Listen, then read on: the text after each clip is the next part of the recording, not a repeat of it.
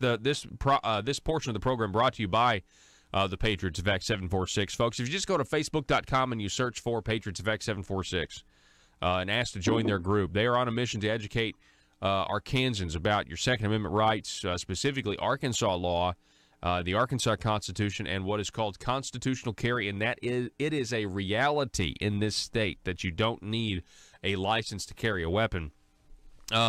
Guys, I glad that we talked on Friday about what really was exposing some of the parts where the NRA got it wrong when they came out with their endorsements. And I understand you guys have formally put together on paper why why I guess your amendments to some of what the NRA said. That's right, Paul. We saw some really egregious errors in what the NRA was doing. And give you a little background on it. We have politicians in Arkansas that look towards these NRA rankings, and they almost vote out of fear that they'll be downgraded or get a knock from the NRA. And the NRA actually doesn't even look at the consequence of Arkansas law.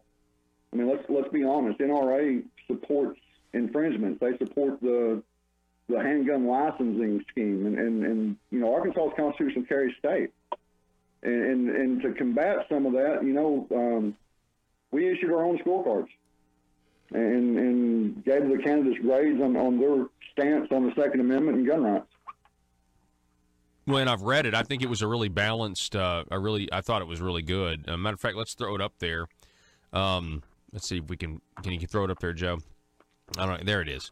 So, Patriots of X746, Arkansas's largest gun rights advocacy group.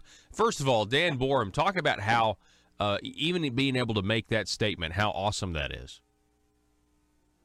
Oh, Paul, that is a very awesome statement, and to be a part of something that is so grassroots and constitutional. I feel extremely honored. I feel extremely honored to be able to get on the phone this morning and represent all of the members of the Patriots of Act 746. They're awesome people who stand upon the Constitution and are fighting for what is not necessarily written on paper that gives us the right, but a right that's given to us by our Creator. Yeah, that's really, really good. All right, so with the statewide races, governor, you give Asa Hutchinson a C-, you give Jan Morgan an A, and it says that you guys have endorsed Jan Morgan for governor. Talk about that. Well, I mean, I know the NRA gave Governor Hutchinson an A-, which was a slight downgrade, but I mean, let's be honest, he's failed to correctly recognize the definition of constitutional carry. He's called our Second Amendment rights a privilege. He couldn't even support a simple campus carry bill that was advanced by Linda Collins Smith and Charlie Collins, and that turned into that enhanced mess that we got. And he even said, that individual county prosecutors would have the authority to prosecute someone for carrying a weapon based upon their individual interpretation of 573-120. And quite honestly, I thought I was being magnanimous giving him a C-. We really talked about this, and he is not a supporter of gun rights. He's just not. And you juxtapose that with Jan Morgan. She's a national Second Amendment advocate. She's said on day one she will clarify the law in Arkansas, and she has our endorsement. Absolutely. So you guys, Dan, you agree with Tim there? He feels he was being magnanimous by giving the C-. That's suggesting that it could actually be lower than a C-. Actually, I asked him if he had any feedback since we had scored last Friday, and I told him the only feedback that I received was that a few people had told me that they thought that we were being way too nice with the governor.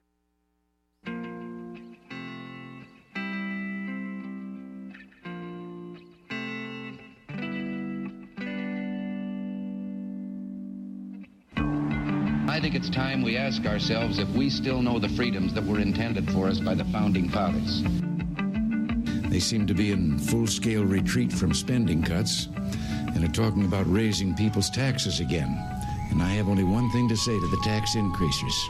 Go ahead, make my day. If we lose freedom here, there's no place to escape to. This is the last stand on earth.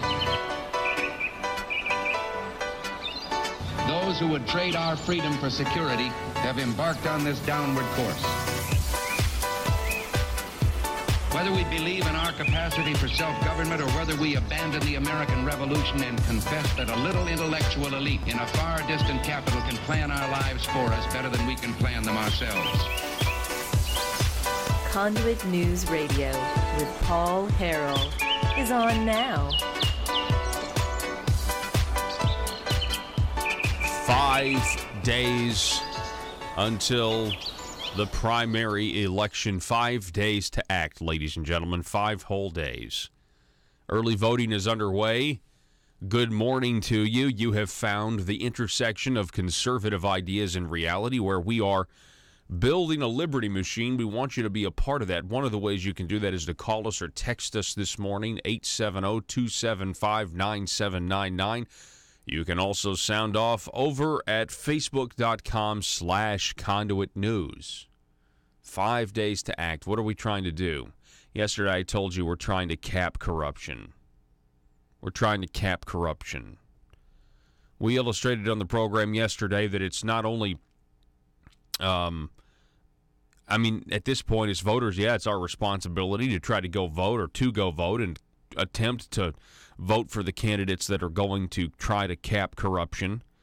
But we pointed out yesterday that the governor, Asa Hutchinson, really this should have been his charge. This should have been what he should have been trying to do, and we should have concrete results of him attempting to cap the corruption in our state government. Instead, he threw a fundraiser for John Woods.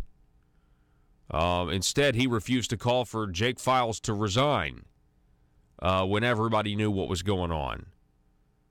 I mean, it's one thing after another here.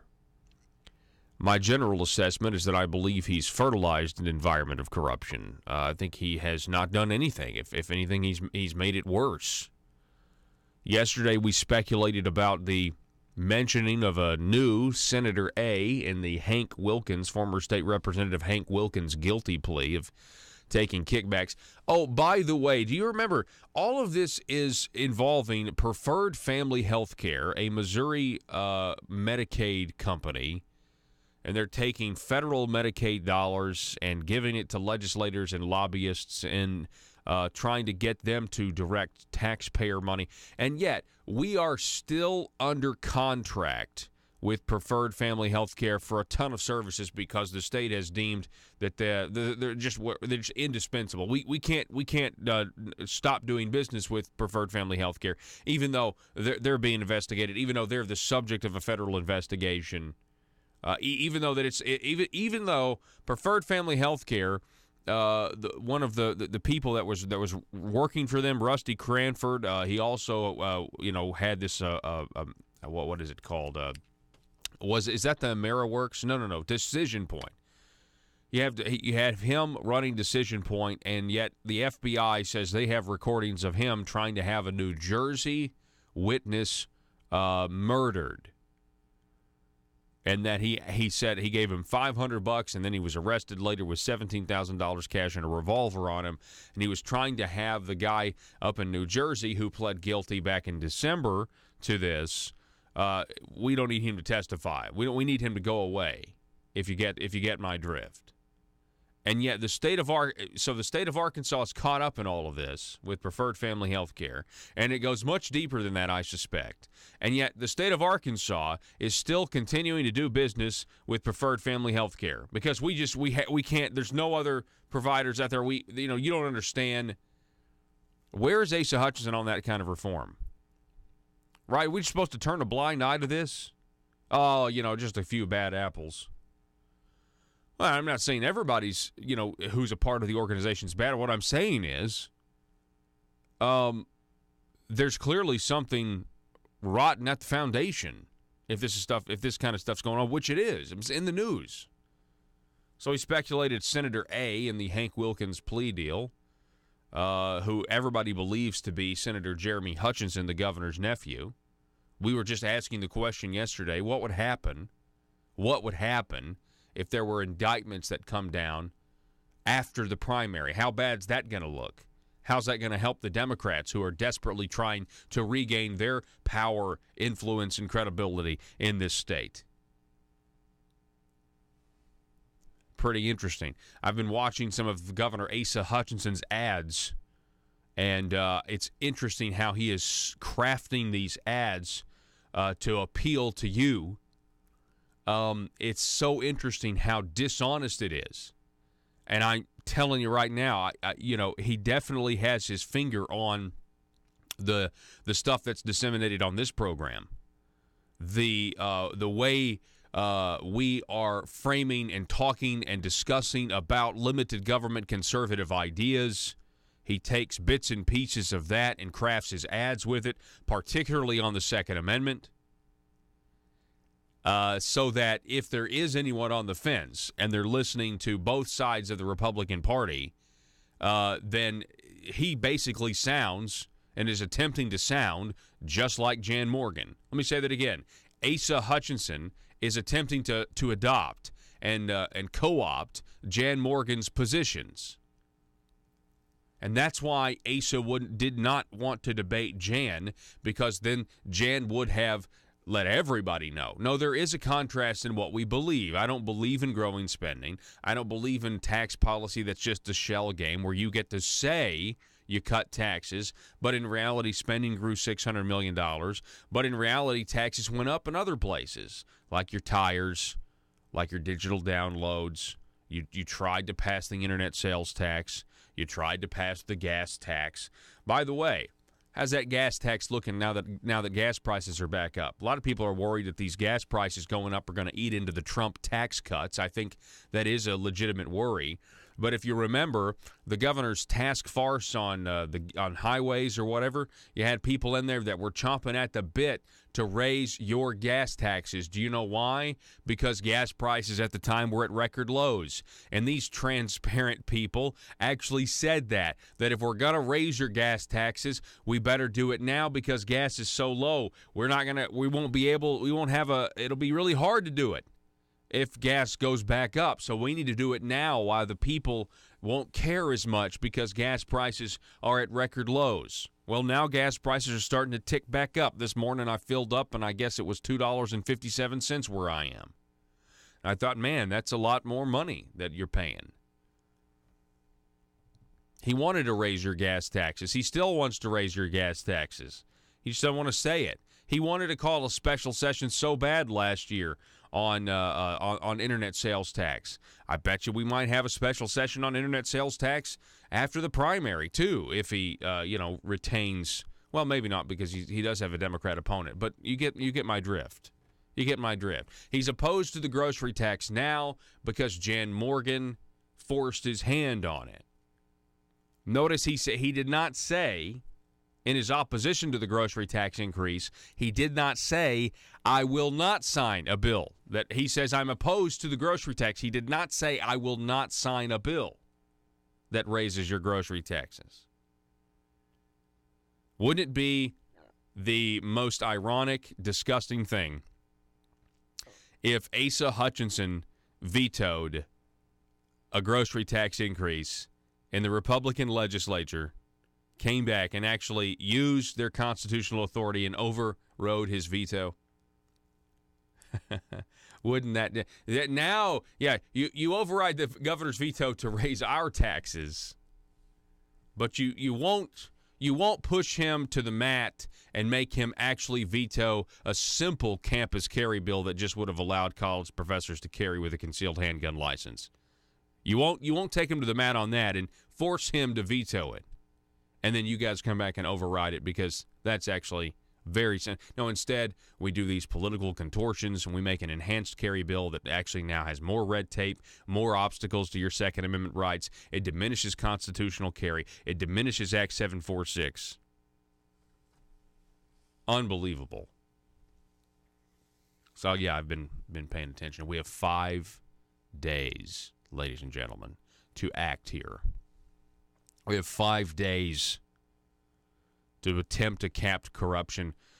We have politicians that clearly have cared nothing about capping corruption. They now care, or they say they care, or they say general improvement. When Asa, think about this for a second. Asa Hutchinson now says, well, general improvement funds are a thing of the past. It's history.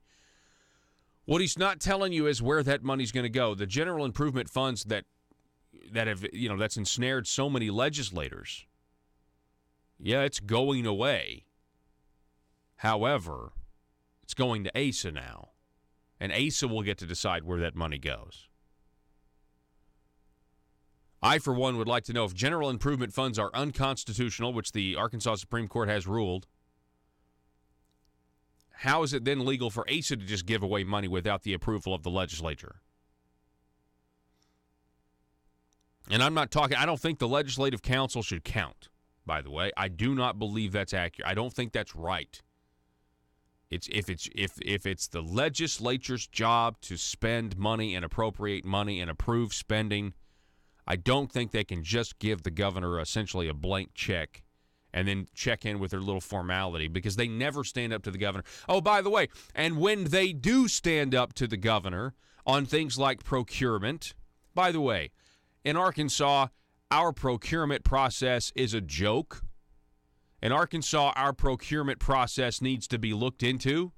In Arkansas, our procurement process, when it comes to giving companies contracts, government contracts, it needs to be reformed. The procurement process in this state is a joke. So when you look at all of this, do you remember the last time the legislature actually tried to stand up? It was over, guess what? It was over a Medicaid contract or a DHS contract, I believe. And Asa Hutchinson wanted to stick with the current provider that had a bid that was millions, $20, $30 million more, $40 million more, I think. And the legislature said, no, we think we need to go with this less expensive option. And they tried to stop the governor, and the governor said, no, I'm doing it my way. As Frank Sinatra sings, I'm doing it my way. I'm going to spend more money on this procurement or on this particular contract. I mean, what kind of procurement process is that? You tell me. What kind of procurement process is that? And the only thing I can think of, and I'm serious, this is how it works. Do you not think whatever company gets that contract you don't think they're expected to tithe a portion of that to political action groups that are going to support the status quo candidates? Do you think they're expected to tithe a portion of that to their own PACs that go to support their candidates, the status quo candidates? How much of that extra money gets put in some sort of campaign coffer to support and protect the people that are resisting the reform that the people of Arkansas have been voting for since 2010? The phone number is 870-275-9799. I'm going to take a break. When I come back on May the 11th, Senator Alan Clark made a Facebook post about socialism in our medicine here in Arkansas. I'll tell you about it. It is gut-wrenching. It makes you sick to your stomach how much money we're wasting on this. I'll tell you more about this next.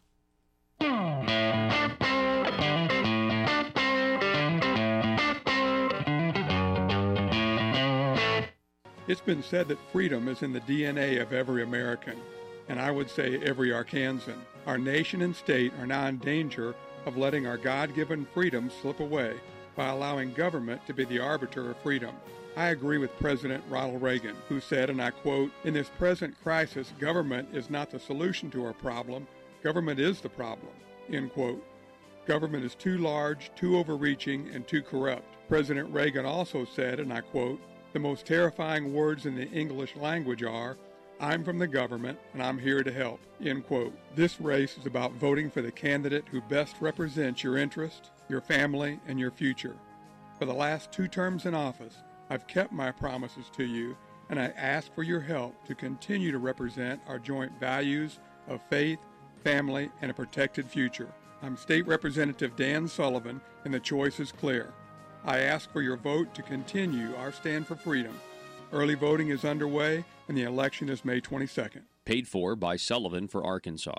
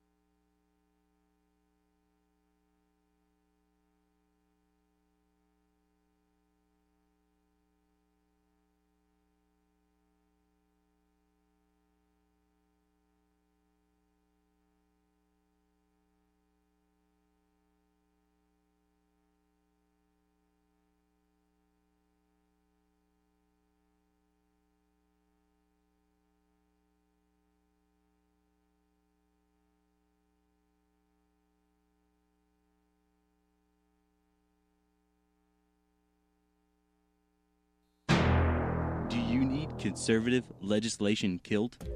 Or do you need policies enacted that ensure government growth? Then you need to get Nephewed. Hi, I'm nephew number 1 of uncle, nephew, and nephew, attorneys at law. I'm not a lawyer, but I am a senator. And I'm nephew number 2, and I am a lawyer and also a senator.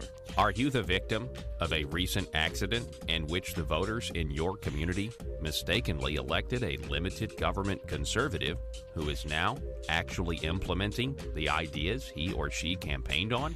That's right, nephew number 1. Don't be a victim of democratic elections any longer. At Uncle, Nephew, and Nephew, we are committed to killing limited government legislation and promoting bills that increase the size of government by using any tool at our disposal. Because sometimes the truth of the matter is, principles get in the way of pragmatism. Just listen to some of our great testimonials. Ever since I've been using the nephews, all my special interests have been served. As long as you make sure your contract says lobbying services are prohibited, then the legal services of uncle, nephew, and nephew are legal. Trust me, put the nephews on them. It came out of nowhere. I was blindsided last election cycle when my well-funded and paid-for politician lost to some grassroots limited government voters. But then I hired the nephews, and they killed all the conservative policies the voters wanted. I got nephewed. I got nephewed too, and so can you. Uncle, nephew, and nephew will accept compensation via campaign contributions. Put the nephews on them. PHP Parody.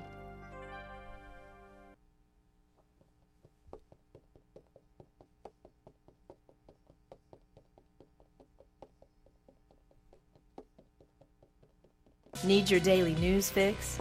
Don't forget to tune in to Conduit News Radio with Paul Harrell. All right, good morning, everybody out there at Uncle, Nephew, and Nephew Parody is agitating the left. Isn't it interesting that you can say it's agitating the left, but we're talking about Republicans? Oh, the phone number 870-275-9799. Tim on Facebook writing, it's Politics 101 to promise everything your opponent is promising. Just steal their positions. That's what Asa is trying to do right now with Jan Morgan. I'm going to give you an example of that coming up later in the program. But until then, let's go over to Senator Alan Clark. Back on May the 11th, he was talking about being in a committee meeting of some kind. He said, "Welcome to Obamacare socialized medicine," he writes. "Medicaid expansion and free health care. Welcome to it. As I sit here in Joint Audit Committee this morning, I think I'm going to be physically ill." He goes on, "We allowed one company to sign up parolees on Medicaid expansion. For some reason, our state employees couldn't do it. With no bidding." What was I just saying about the procurement process here? Oh, yeah, it's a joke. It's a joke. So for some reason, our state employees can't give away a free product. This is free insurance for able-to-work adults. And we've got a company that is apparently was contracted with no bidding, specifically tasked to sign up people getting out of jail on parole. This is their task. Alan Clark goes on. We paid agents an average of $12 commission per month to sign up these parolees on Medicaid expansion. There were 13,500 parolees over 2 years, and 13,200 were signed up by one company. Well, that must be nice at $12 a month, 13,000. Joe, do the math on that. Is that 13,200 times 12 for one company? Boy, they're making bank.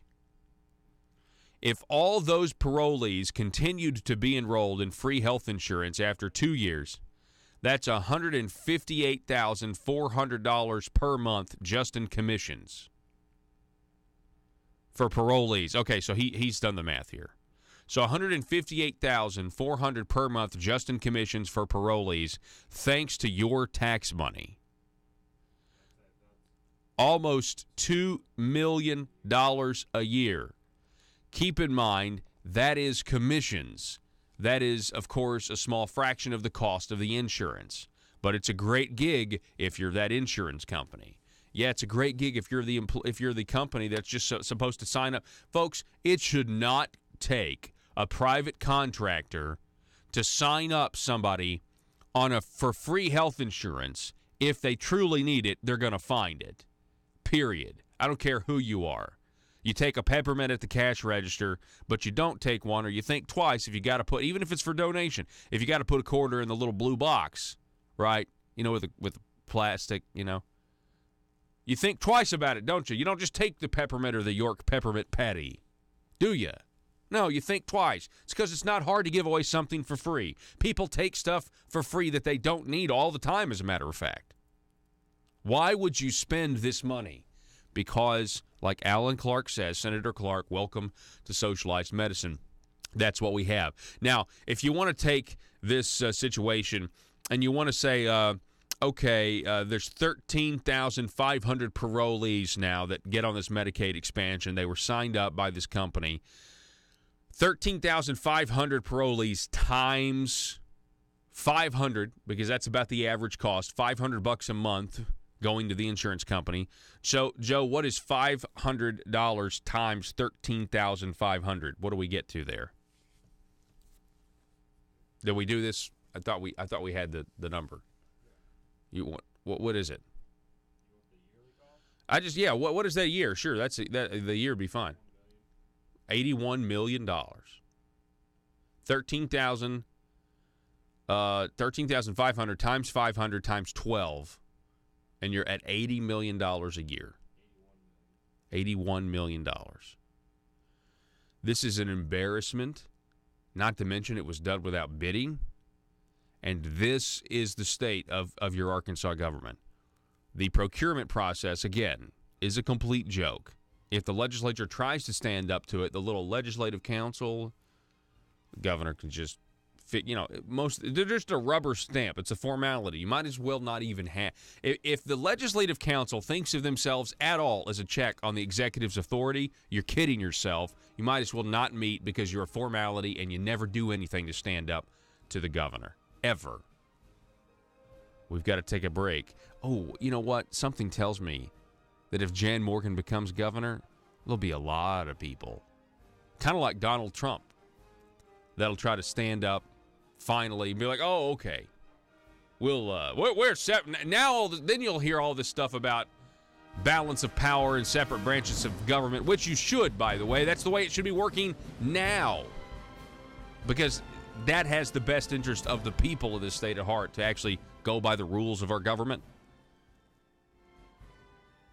They've got Conduit News that is on multiple stations across the state. It's pretty much an attack machine on what I'm trying to accomplish in this state, and their message is getting out, and no one else's message is getting through. It's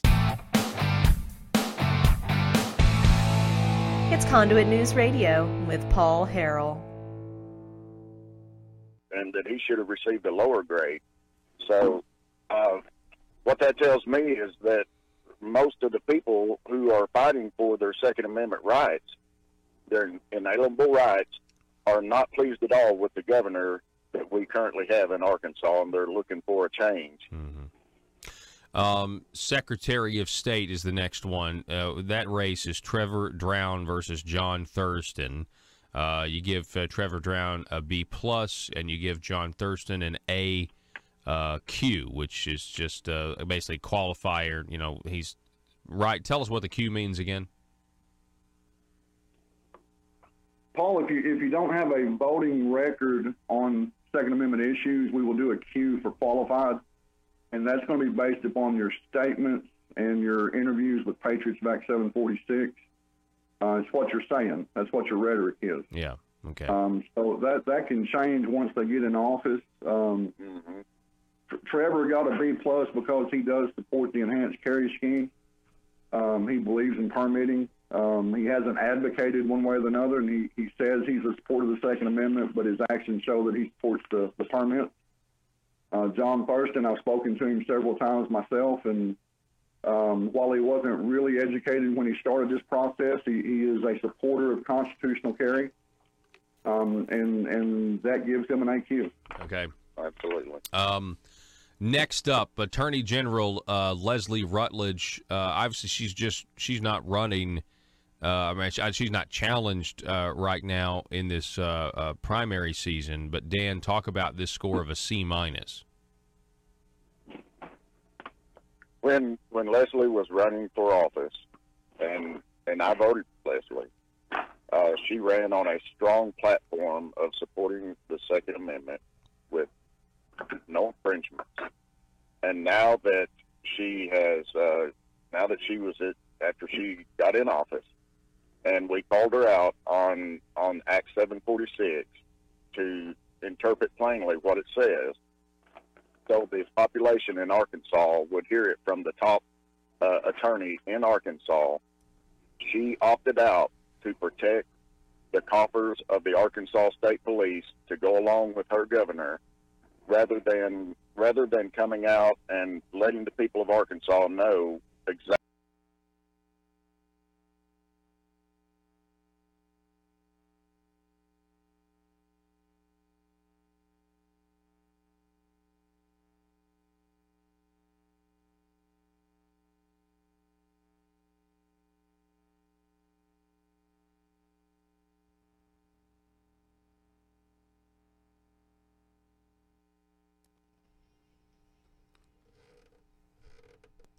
Welcome back, folks.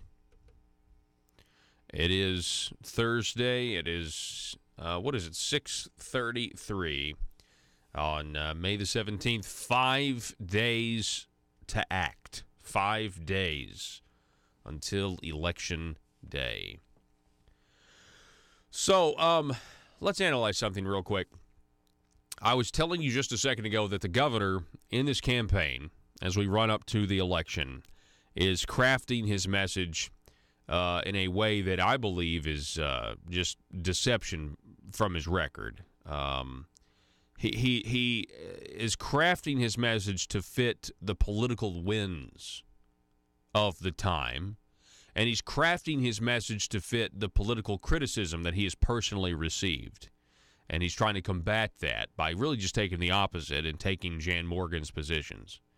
But it's really good to talk about the political wins, because that's what describes Asa. Because Asa is he's not a new generation politician. He's an old politician. A lot of these politicians across the country, matter of fact, from Asa Hutchinson's ilk, who have served so long in the federal government, Homeland Security. You could say deep state if you want.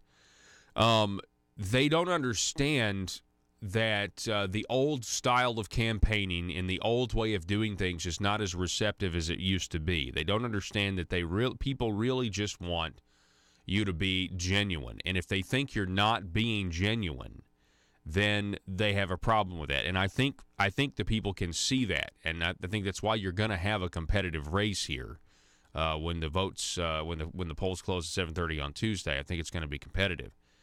Now, from that standpoint, let's talk about the governor's stance on the Second Amendment. I feel like this is the one where Asa actually takes it personal, because you see, Asa has paid tribute to the right gatekeepers in his mind when it comes to the Second Amendment. And so it's vexing to him and perplexing to him why anybody would say that he's not for the Second Amendment. Again, Patriots Vex 746 giving him a C on their scorecard. Conduit for Action has a great piece that actually details, really details, the political games that Asa Hutchinson is playing about your Second Amendment.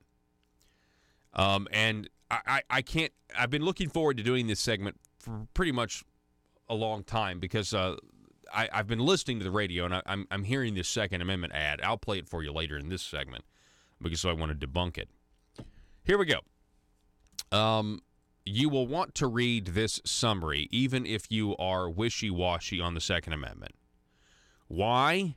Because Governor Asa Hutchinson's actions concerning the Second Amendment illustrates how he tries to finesse every issue instead of owning up to his actual position. If you were Rip Van Winkle and just woke up to hear Governor Hutchinson talking about gun rights, you would think he was a great supporter. The governor hopes you, too, have been sleeping and have only heard his posturing. He opposed campus carry. Let's get that straight. First and foremost, Governor Asa Hutchinson opposed campus carry, a very simple bill that was trying to make our college campuses safe, that was trying to just give professors, if you had your concealed carry, you'd be able to carry on publicly funded Arkansas institutions. Asa Hutchinson opposed that. You want to tell me he's for the Second Amendment? Give me a break. He opposed campus carry. In 2017, a bill was filed to allow college faculty and staff to protect themselves and their students by carrying concealed handguns on campus if they had already gone through the red tape and gotten the permission slip, gotten the license. Asa didn't want the change, saying the existing law was sufficient, but the existing law prohibited faculty and staff from having a handgun on campus unless the college administration allowed it. Not a single Arkansas college administration had allowed faculty or staff to do this. Since colleges are strongholds of liberal thinking, they would rather, and this is the truth, college campuses in Arkansas, the administrators would rather these campuses be gun-free zones, basically saying, crazy people, come here and live out your sick fantasies until the police can get there and do something about it. And it makes us less safe. Gun-free zones attract crazy people. So, Asa didn't want the change, though. This is what Asa thought was sufficient. Here's a statement on his behalf in the Arkansas Democrat-Gazette. Quote, J.R. Davis, a spokesman for Governor Asa Hutchinson, said, the governor has said that his inclination is that the status quo seems to be working and that it should be up to the universities to set that policy, but he hasn't had a chance to review the bill itself. Wow, what a fence-straddling statement that was. Everybody knew what it was at the time. Everybody around the Marble Palace, I was down there. Everybody understood. Asa didn't support Charlie Collins' bill because he wasn't supportive of the Second Amendment and trusting people to protect themselves. Wasn't supportive of it. Nephew in action. Enter the nephew. Nephew number 2. The campus carry bill passed the House of Representatives and went to the Senate committee chaired by Asa's nephew, Senator Jeremy Hutchinson, also known as Senator A in the Hank Wilkins guilty plea, taking money from Preferred Family Health Care to pass legislation. Senator Hutchinson tried to kill the bill. His next maneuver was to amend the bill to add pages of restrictions to make sure few would ever get permission to carry on campus. Asa Hutchinson says he supports your Second Amendment rights, and he opposed this bill And then he had his water boys sabotage it. Then there's the radical anti-Second Amendment group Moms Demand Action. As the debate raged in the Senate, Governor Hutchinson was hosting the gun control group Moms Demand Action, which is funded by the radical leftist Michael Bloomberg of New York City. Hutchinson took time to make it a photo opportunity, and you see the photo right there. New York City! No meeting for Second Amendment supporters. Arkansas supporters of the Second Amendment requested to also have an audience with the governor, but he refused to grant them one while the debate was ongoing. Lipstick on the pig as a Second Amendment supporters turned out for Senate committee hearings. Senator Hutchinson, governor's nephew, number 2, abruptly canceled meetings. Yet the Second Amendment defenders kept coming back. This forced the gun control sympathizers to put lipstick on the pig by adding more places a person could carry if they went through all the extra requirements and complied with all the restrictions. They even gave the restrictive plan a spiffy new name: Enhanced Carry. I can't wait until they pass the enhanced freedom of speech laws. I can't wait till they give us an enhanced right to assemble or an enhanced religious freedom permit. Enhanced worshiping. I've got my enhanced worshiping permit. And so now I can really exercise my religious freedom under the First Amendment.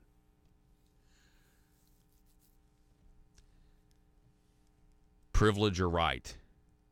The so-called enhanced carry passed, and when Asa signed the bill, he referred to the Second Amendment as a privilege instead of the correct word, right. He did this several times, by the way. This was not the only time he described the Second Amendment as a privilege. More restrictions. Before the ink was dry on the new law, Asa wanted another bill to be written and passed to add more restrictions to the enhanced carry law. The legislature quickly complied with his wish, and the NRA cried betrayal. Give me your resume. After the gun bill debate, Second Amendment supporters were still asking Asa, why won't you even talk to us? Asa relented, but his staff demanded resumes before they could meet him. Do you think he demanded a resume from the people he met with from the radical anti-Second Amendment group, Michael Bloomberg's Mom Demand Action? Maybe he wanted to know who the Second Amendment supporters worked for so he could put pressure on them. Those in attendance said he again referred to the Second Amendment as a privilege. Enter now candidate Jan Morgan. Jan Morgan began exploring the possibility of challenging Asa for election as governor. Morgan's advocacy for the Second Amendment made her a highly sought-after speaker around the country as she appeared as a regular commenter on Fox Business News concerning the Second Amendment and other political issues. Morgan had worked to try to stop the restrictions, including the so-called enhanced carry bill. She's also the owner of the Gun Cave indoor firing range in Hot Springs. And she's running against Asa. Enter the Hunter photo. Asa decided to build an image of himself as a Second Amendment supporter. He began with the picture you see to your right. You can find out, you can watch the program, folks, over at facebook.com/Conduit News. He began with a picture on the right. Why do so many politicians dress up like a hunter to say they support the Second Amendment? Hunting is a highly regulated privilege. The Second Amendment is a right. In this picture, he wants to show he's a serious hunter by wearing a button-down dress shirt with his camouflage jacket. There was a big announcement that fizzled. Asa then, because Jan Morgan was in the race, made a big announcement telling Arkansas State Police that it's legal for citizens to openly carry handguns. Well, welcome to the party, Governor. Very late in 2013, the legislature passed a law saying you were not in violation of the law on carrying a weapon unless it was shown you were carrying the weapon with the intent to unlawfully use it against another person. And in 2015, open carry was recognized in an opinion by the Attorney General, yet it took more than 2 years and a primary election opponent for Asa to make a big announcement. A big announcement. Here's the announcement right here. I am pleased to announce that over 70 firearms instructors across the state are now eligible to teach the new enhanced carry curriculum.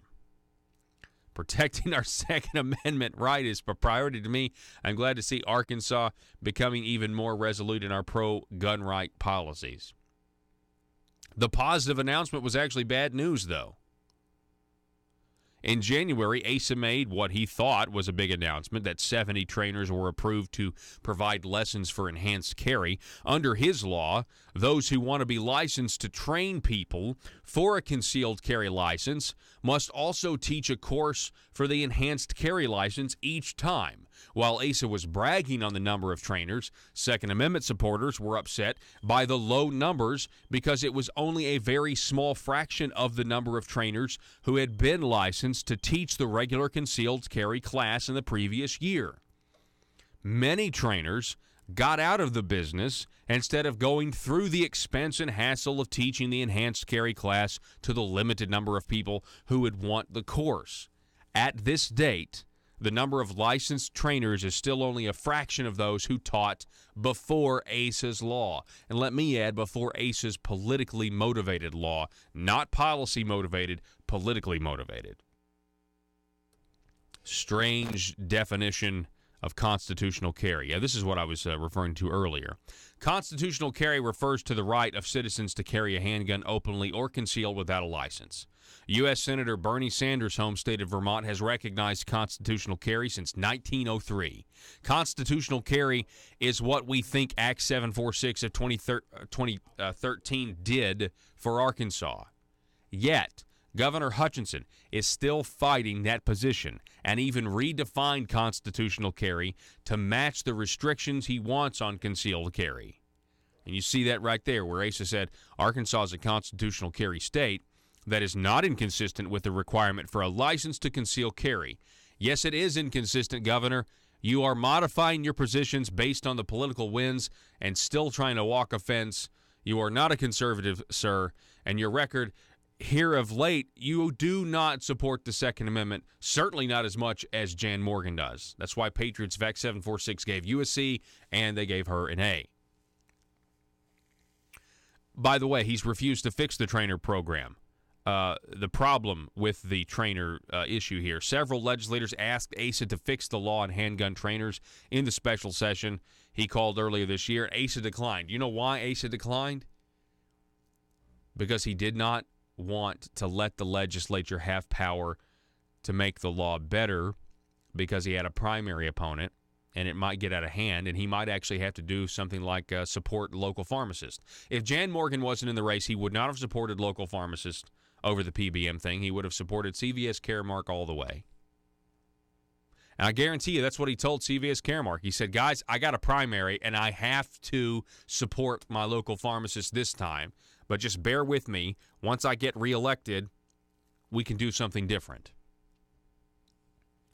Then you look at this handgun. So now all of a sudden Asa wants to shoot handguns. Last election cycle, back in 2014, it was all about hunting and everything else.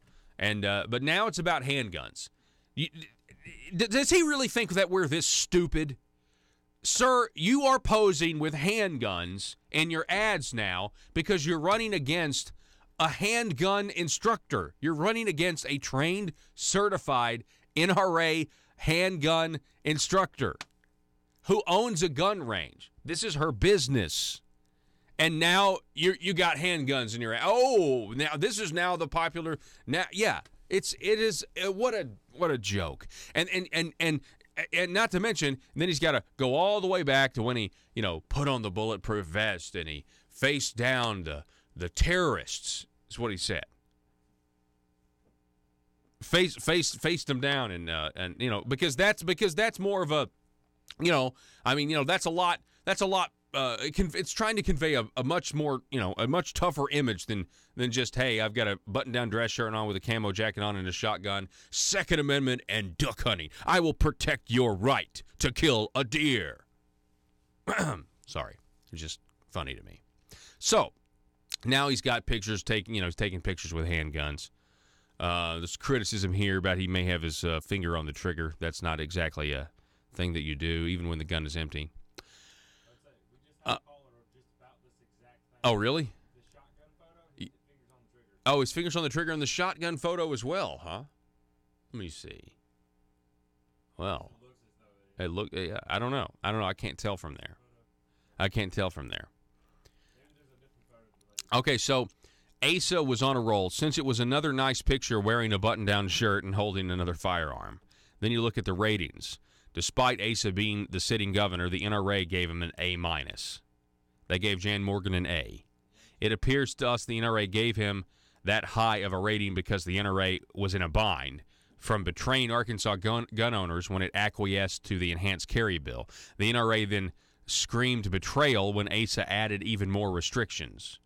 The Arkansas Second Amendment advocacy group Patriots of Act 746, with over 13,000 members, gave Asa a C rating, while it gave Jan Morgan an A. It's because they know the context of everything that happened. This is a very good history of what Asa really did on the Second Amendment. Now, after knowing all of that, let me play for you, now that you know how toxic the enhanced carry bill really was, let me now play for you Asa Hutchinson's ad that he's running, telling everybody, and again, he's crafting this based on the political winds and based on what he thinks you want to hear. Listen.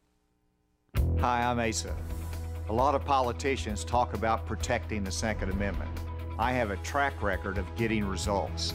Whether it was leading a task force on school safety for the NRA or signing Arkansas's enhanced concealed carry law, I've stood up for your rights. Whatever the reason, whether it's hunting with your kids or protecting your home, as the Second Amendment says, the right of the people to keep and bear arms shall not be infringed. And as long as I'm governor, they won't. So dishonest. Based on, compared to your record, sir. I mean, gosh.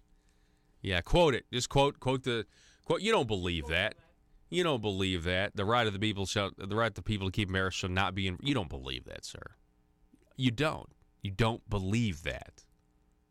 You wouldn't even support a simple campus carry bill that was going to take place in the existing structure that sells your rights back, that sells your rights back to you for a fee. You wouldn't even let that happen. You had to we've got to have another tier of enhanced care, another tier of red tape. You don't believe that the right of the people to keep and bear arms should not be infringed. You don't believe that. Not to mention your little task farce that you were on with the NRA for school safety. You were on CNN with Wolf Blitzer, and you called for expanded background checks. And you made national headlines. And then the NRA made national headlines when they had to come out and correct you. And you were supposed to be their spokesperson. We have to take a break. Back in a minute. With public corruption and scandals in the news daily, Arkansans need someone with honesty and integrity in the state Senate. Mark Johnson is that man. Mark Johnson isn't a politician. He's a fifth-generation Arkansan and a successful small business owner. Mark Johnson will make ethics a priority and demand swift punishment for those who violate the public trust. Mark Johnson is pro-life and supports the Second Amendment. In the Republican primary, vote Mark Johnson for the state Senate. Paid for by Mark Johnson for Arkansas. If you're like me, you believe that small business is the heart of Arkansas's economic engine, and it should be viewed that way by the politicians in Little Rock. Conduit for Commerce also believes, like you and I believe, policies that achieve less regulation and lower taxation help small business in Arkansas thrive. Other policies like small, constitutionally consistent government and reducing citizen dependency on government keeps it from growing and expanding its influence on our daily lives. Conduit for Commerce works every day to educate the general public and legislators on these important priorities in the name of Arkansas small business. By the way, Contributions to Conduit for Commerce are tax deductible. Log on now to conduitforcommerce.org and click on Contact Us on the right side of the page. That's conduitforcommerce.org. Go there now and learn the facts on protecting small business in Arkansas.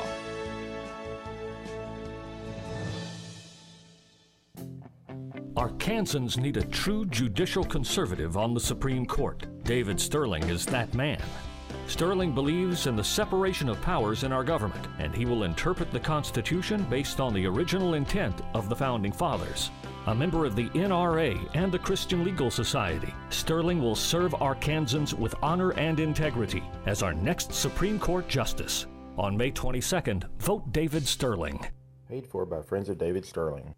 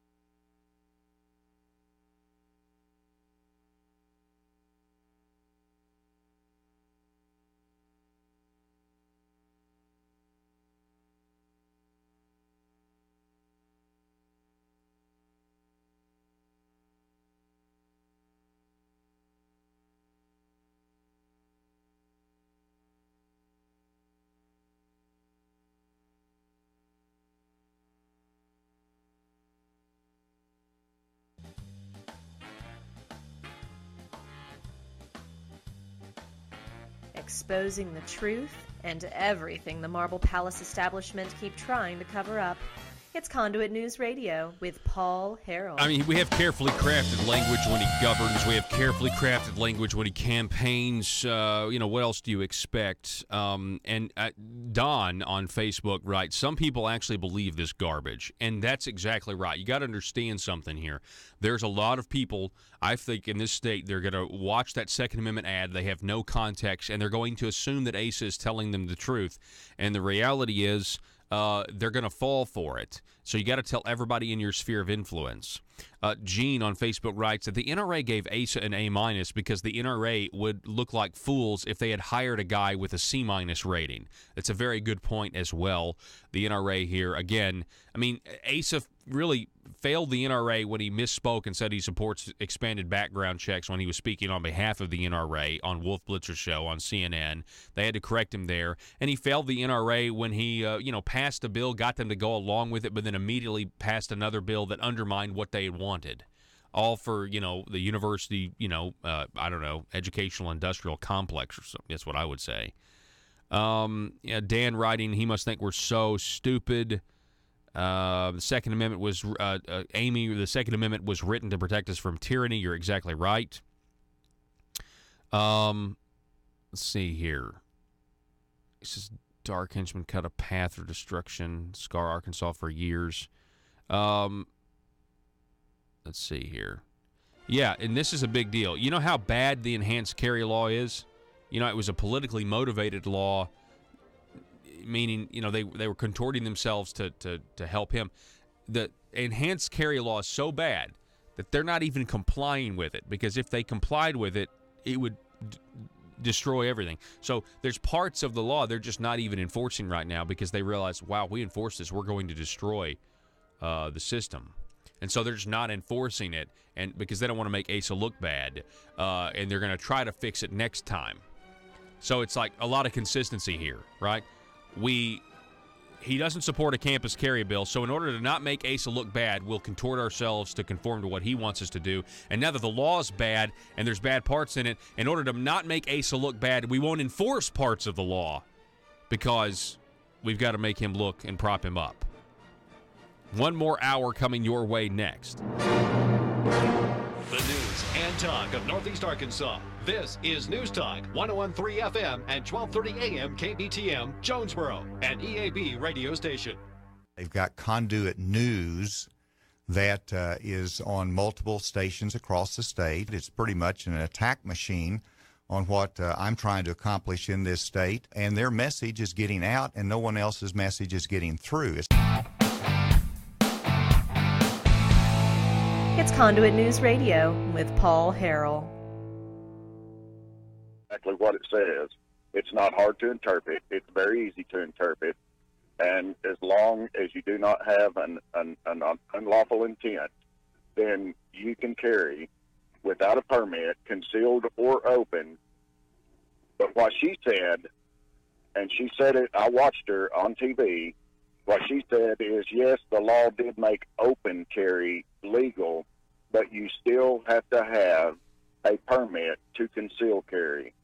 She blew it with the Patriots of Act 746 and many other people in Arkansas because she knows exactly what the law says, and she opted out to protect the money.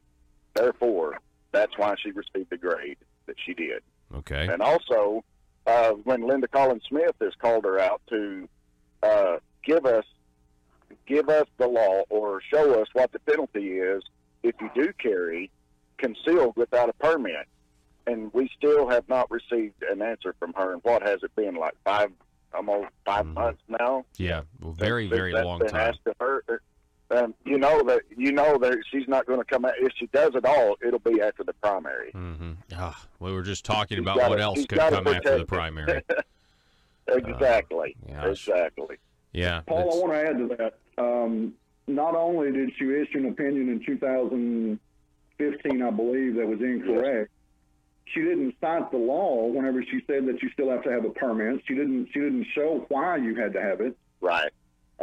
She just made that assumption, and folks bought into it. And part of her opinion has actually been overturned by the 8th Circuit Court of Appeals when she said that police officers can stop you because you're open carrying. Well, the 8th Circuit Court of Appeals disagrees with that portion of her opinion. She just has not been a friend to our gun rights. And I think she's done it in a cool, calculated political fashion. And given her a C-, I believe she earned that. Okay, moving down on your list, Joe, scrolling down, we're talking with Dan Borum and Tim Loggins from the Patriots of Act 746. All right, we're moving on from statewide races and going into local districts, starting with Senate District. District 5, you gave State Representative Bob Ballinger a C- and State Senator Brian King an A, and you're actually endorsing Brian King over Bob Ballinger. What is the logic there? Let's start with Tim and then go to Dan. Paul, Representative Ballinger authored the enhanced carry bill. Whenever the governor said he couldn't endorse campus carry, Bob Ballinger actually wrote the enhanced carry. He also sponsored HB, I believe it's 1889, that would have gutted 573-120. In essence, the law that states we're a constitutional carry state, he tried to gut it. He introduced that bill, and it died in committee, but he still tried to run it.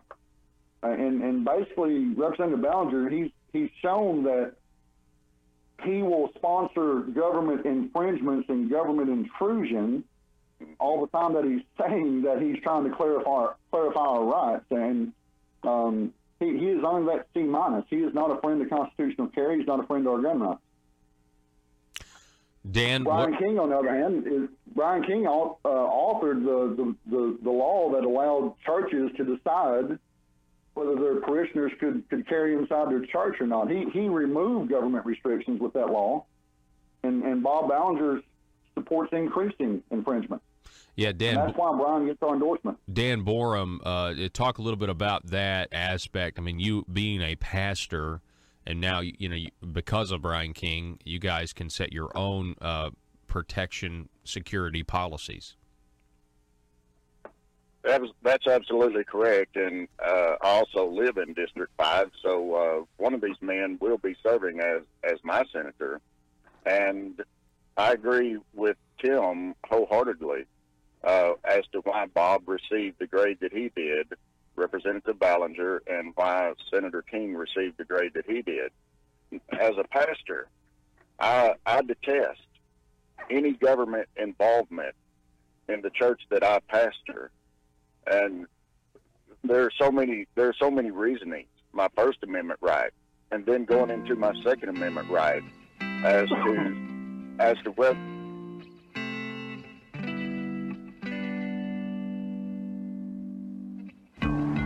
I think it's time we ask ourselves if we still know the freedoms that were intended for us by the Founding Fathers. They seem to be in full-scale retreat from spending cuts and are talking about raising people's taxes again. And I have only one thing to say to the tax increasers. Go ahead, make my day. If we lose freedom here, there's no place to escape to. This is the last stand on earth. Those who would trade our freedom for security have embarked on this downward course. Whether we believe in our capacity for self-government or whether we abandon the American Revolution and confess that a little intellectual elite in a far distant capital can plan our lives for us better than we can plan them ourselves. Conduit News Radio with Paul Harrell is on now. The coffee, I believe, has kicked in this morning. The intersection of conservative ideas and reality. Welcome to the program. Thanks so much for being with us. We're building a liberty machine here. And this liberty machine, at this point, folks, it's in a protest. It's in direct protest to what the folks at the Marble Palace are doing. Most of them. Not all. Most of them. And this machine, essentially, what does the machine do? Well, first of all, it's a machine that measurably reduces the size and scope of government. But it's basically when you think of about a machine, you want to get the same product every time, right? You don't want to get different products. You don't want it to do something that's unpredictable. You want it to be predictable. It's a machine. It has these components. It runs on this, and a lot of times, this Liberty machine runs on steam, by the way, and it's the steam that boils up from the heads of frustrated Arkansans. Anyway. Or the politicians that hate the construction of the Liberty machine. But no, there is a part of that machine though that you got to have the people to get out. They got to realize 5 days to act, right? And this is a part of it. Tell everybody in your sphere of influence. We have on the line one of the most conservative state representatives in office today. His name, Josh Miller. He represents District 66. That's Heber Springs, among other places. Hey, Josh, how are you doing this morning? I'm doing well, Paul. Thanks for having me on. How are you? I'm doing really well, too. I'm doing very well, too. Hey, congratulations, by the way, on getting that op-ed published over at foxnews.com. I thought it was really, really well done, and it illustrated that our priorities are completely out of whack. Well, thank you for that. Those guys did a great job on that. And it is true. It's absolutely sickening to me to see what we've done, and when you do the research and discover that in our country, in Obamacare, Medicaid expansion states, nearly 22,000 truly vulnerable folks have died while waiting on Medicaid services, and man, when you stop and think about that, it'll just make you mad. Yeah, because you have a lot of people believe that welfare is there for those who truly need it, who truly can't take care of themselves, and that they should be first in line. But instead, we have people who are able to work, choosing not to, who are young, who are a healthy population, and they're getting basically a program in Arkansas that's worth $2 billion a year. And out of that $2 billion a year, we can't help those on a waiting list that need care to stay alive? You're absolutely right. I had on Facebook a few days ago, a state senator here in our state took me to task a little bit and said, well, I failed to mention all that Governor Hutchinson has done for the waiting list. And so I'll go back and give him credit. He did kind of work out the deal to move the $8.5 million from the tobacco settlement fund over there to go towards the waiting list folks. Now, here's my deal, and I said this on Facebook when I was kind of arguing my point, is that we're going to move $8.5 million to help our really most vulnerable, our most needy population. Yet we're going to spend an additional $133 million in this year's budget on to buy insurance for able-bodied working-age adults. Yeah. And, it's a joke. It's an absolute joke, Paul. You can't reconcile those two. You can't reconcile the increase. The priorities there are still out of whack. So, they did successfully try to take care of some of the people on this waiting list. They did do that. But why not all of them? Why not all of them? Well, it's because because we'd rather give money to make Blue Cross and Blue Shield rich than we would to help those that truly need the help.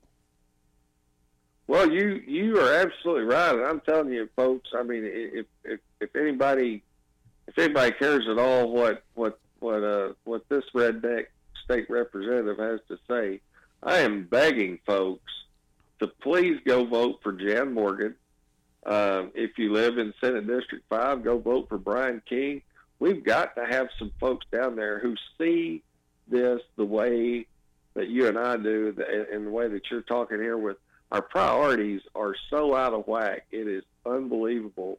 And until a lot can be accomplished when you set your priorities in the correct order. Yeah. And it's just really sad to see where we've gotten. And I don't know. I'm it's an issue I'm not going to let go, because we gave an additional $8.5 million and want to pat ourselves on the back and talk about how wonderful we are and look at all we've done, and yet we give an additional $133 million to the insurance companies, and then we tell 3,000 folks who have developmental disabilities and all this other stuff that, hey, we've run out of money and we can't help you. It's almost as if Josh, that $8.5 million was there just to say that we did something, but we're not actually fixing the problem. But it was coming to a boil. More and more people were finding out there are people dying on this waiting list while we're giving away money to insurance companies and to help the able to work. In some cases, they don't even go to the doctor. And so that money, in my opinion, if we're talking about a welfare program, is now wasted just to make an insurance company rich. And so it's like, okay, well, we got to do something because, we do look like giant hypocrites. And, that's the only thing that these leftist Republicans, when you put the pain point politics on them, when you actually do, the left is really good at making victims out of people. But when you have actual victims, we're not as eager to actually try to help those that really need the help. You couldn't be more right. I mean, it's the research in that article just is really mind blowing when you stop and think all across the country how many folks have gotten basically the free insurance or whatever, and then as opposed to how many folks in these same states are still on the DD waiting list with the developmental disabilities. And, I'm not, just so everybody has a clear picture, I'm a quadriplegic from a spinal cord injury, and I look like an Olympic athlete compared to some of these folks on this waiting list.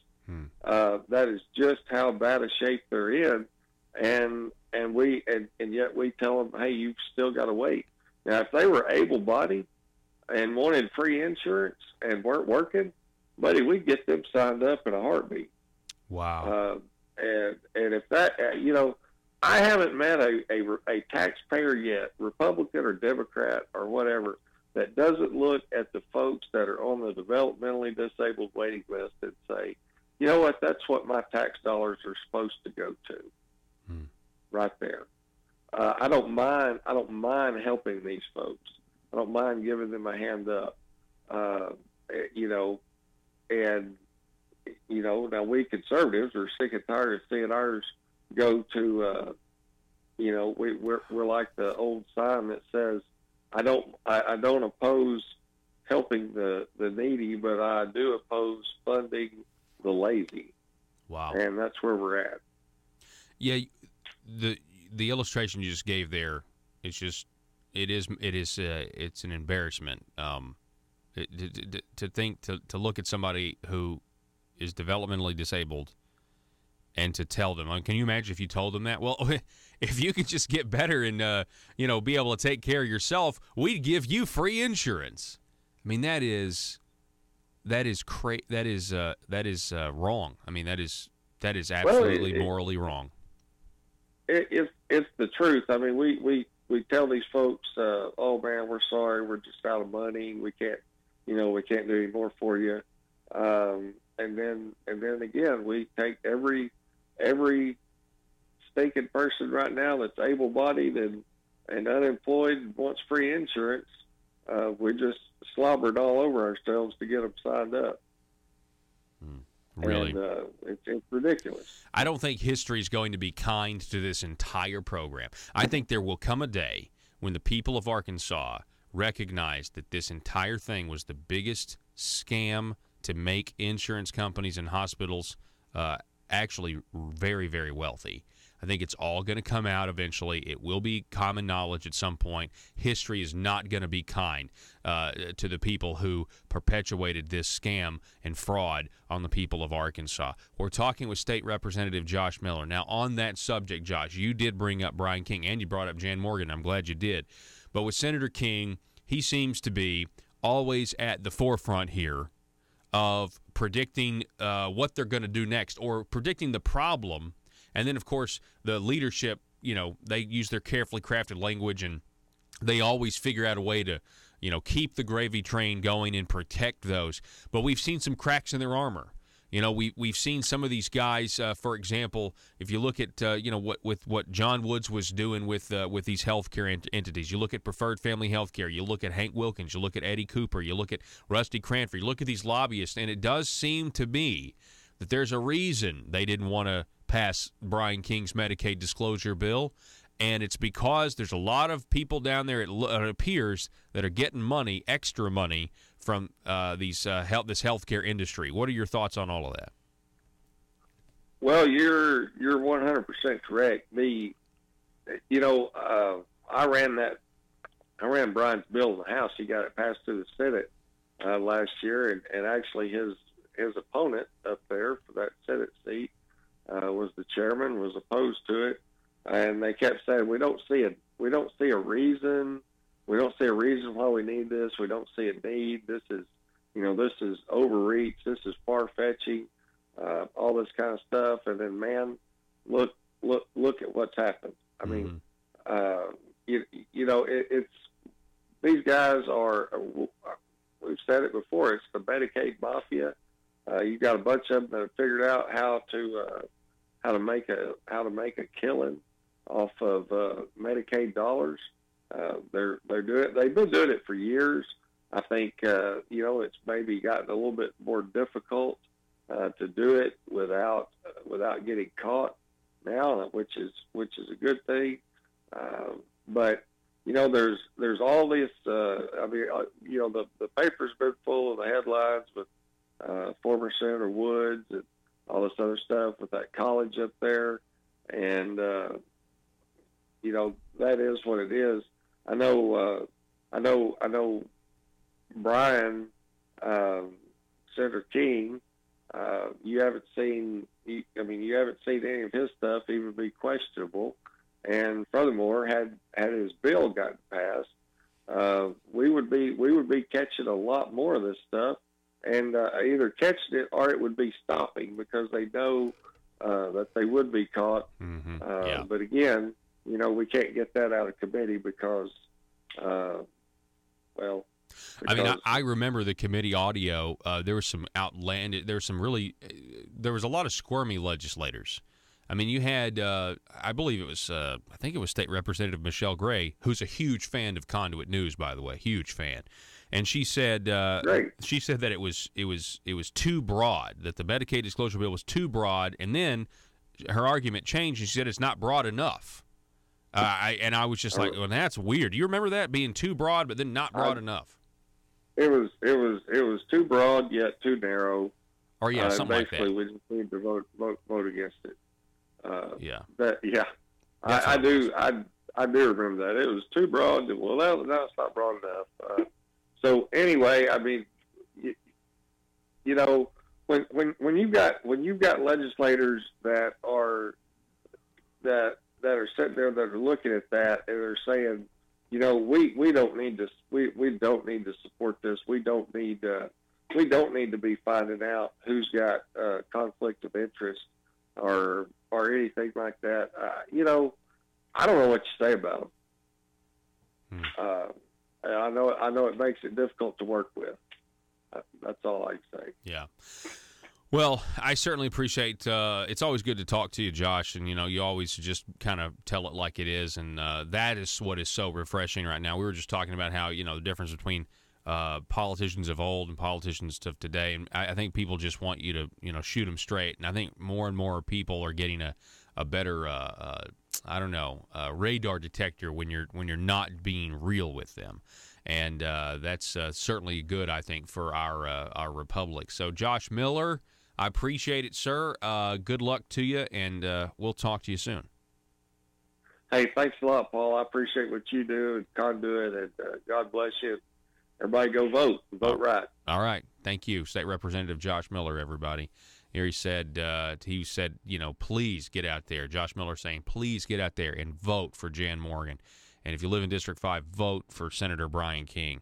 And I would go a step further. You've got other primaries as well. You got Linda Collins Smith being challenged by another governor's water boy, James Sturch. Governor endorsed James Sturch the other day. And that's not a surprise.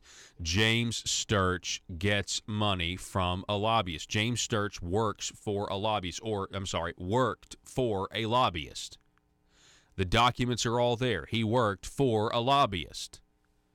And you want to know why? And by the way, he's now coming out and saying he's got this totally bogus story now about why he lurched out of the chamber and killed special election reform. It is so contradictory.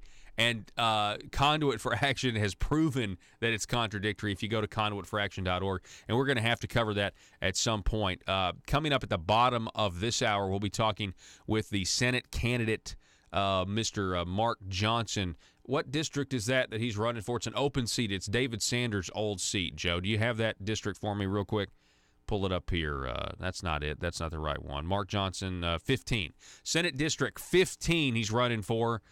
So we'll be talking with Mr. Mark Johnson coming up at 7:33. Don't go anywhere. Back in a moment. Hello, this is Frank Glidewell, and I'm asking for your vote for State Senate. I've lived in Sebastian County all my life. I've had the privilege of serving as Justice of the Peace, County Judge, and State Representative. I've always done so with honesty and integrity. I've owned a small business for 30 years. We've got a major problem in Arkansas with the corrupt politicians. I have no special interest supporting my campaign. I am the only Republican candidate in my race who has not voted for Obamacare. That is taking hundreds of millions of dollars a year away from our schools, roads, and law enforcement. Paid for by Frank Glidewell.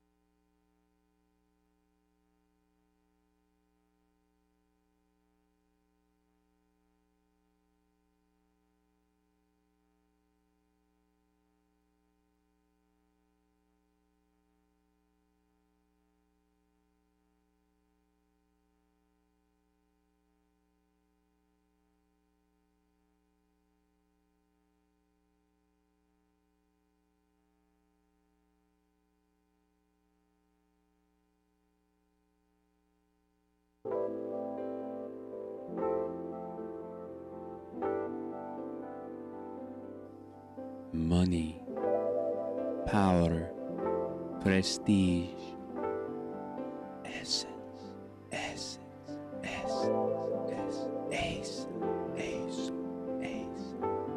available now from aristocrats serving Arkansas. from the Nata Rhino collection. The fragrance of backroom deals. Nepotism. The aroma of higher taxes. Subliminal deception. Deep state. Ace. Made right here in Arkansas by a taxpayer-funded Chinese factory.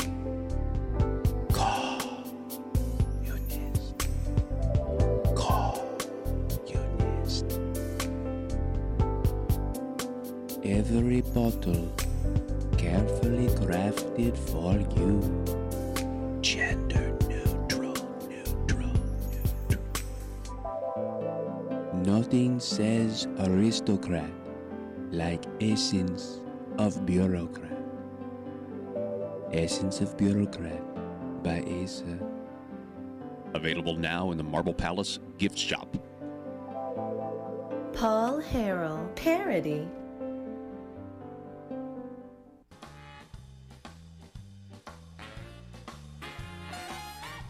Determined to drain the swamp in Little Rock, it's Conduit News Radio with Paul Harrell.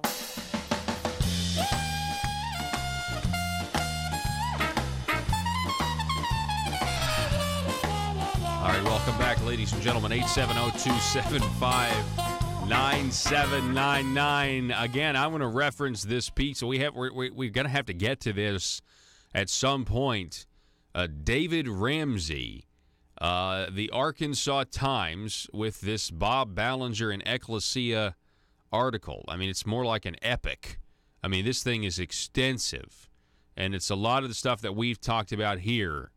But we're going to have to go over mostly the whole thing. I mean, but David Ramsey here does a really good job of taking stories from a lot of other sources and kind of combining them and making a narrative of about Bob Ballinger's relationship with Ecclesia College and how it just is a very, very muddy picture.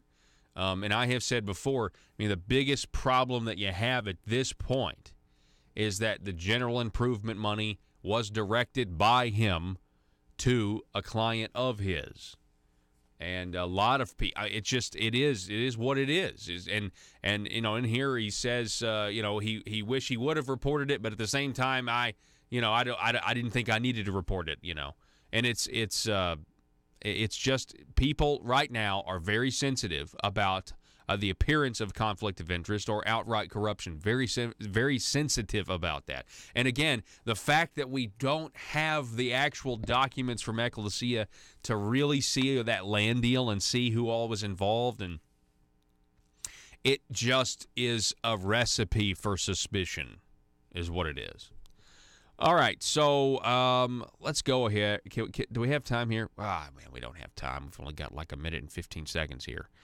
I referenced this earlier, but if you want a good fact check, this is really good. And it's on State Representative James Sturch explaining your votes and making a mess out of it. Representative James Sturch was recently interviewed by the Jonesboro Sun and asked to explain his actions on two bills.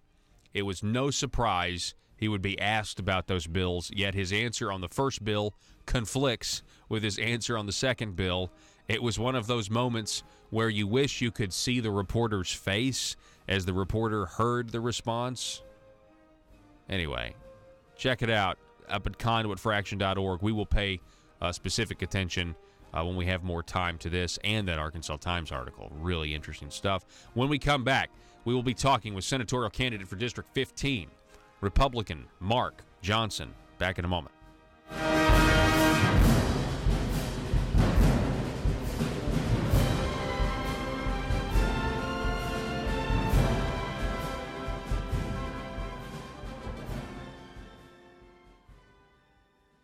They've got Conduit News that is on multiple stations across the state. It's pretty much an attack machine on what I'm trying to accomplish in this state, and their message is getting out, and no one else's message is getting through. It's Conduit News Radio with Paul Harrell. I can carry or not. The government has no place in telling a church what they can do concerning their Second Amendment right. If they can do that, then, Paul, why can they not also start telling us what we can do with our First Amendment right? Mm-hmm. You see, that's what people don't understand.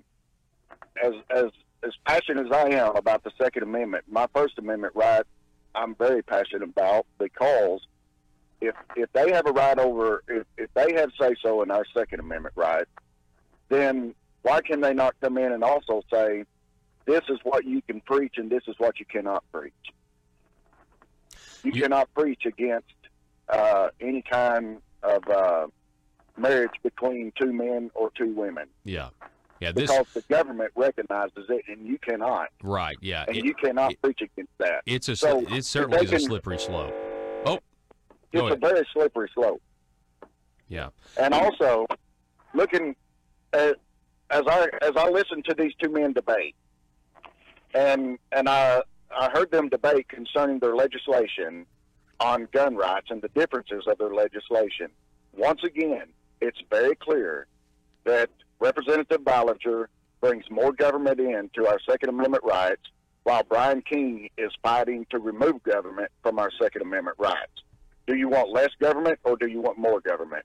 And so it's very easy then for the Patriots of Act 746 to clearly endorse Brian King because of how he has legislated in the past.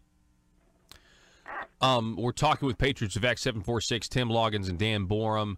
They've released this scorecard and giving grades, correcting some of the things where the NRA got wrong because they're not a state-focused organization, so they missed the context of a lot of this stuff. Moving on to District 19, State Representative James Sturch, you give him a C, and you give Senator Linda Collins Smith an A+ in this primary, and have actually endorsed Senator Linda Collins Smith. Tim, talk about that race. Pretty simple, no-brainer.